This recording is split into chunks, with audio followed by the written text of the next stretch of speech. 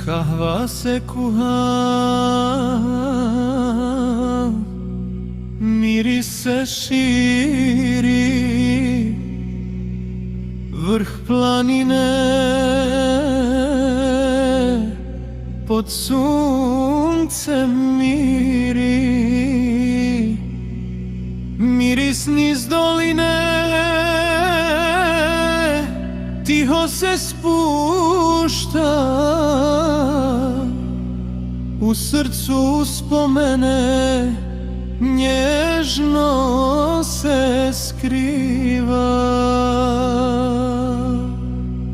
Vjetar kroz grane nosi miris kahve, trenutak mali, a vrijedi svijet cijeli.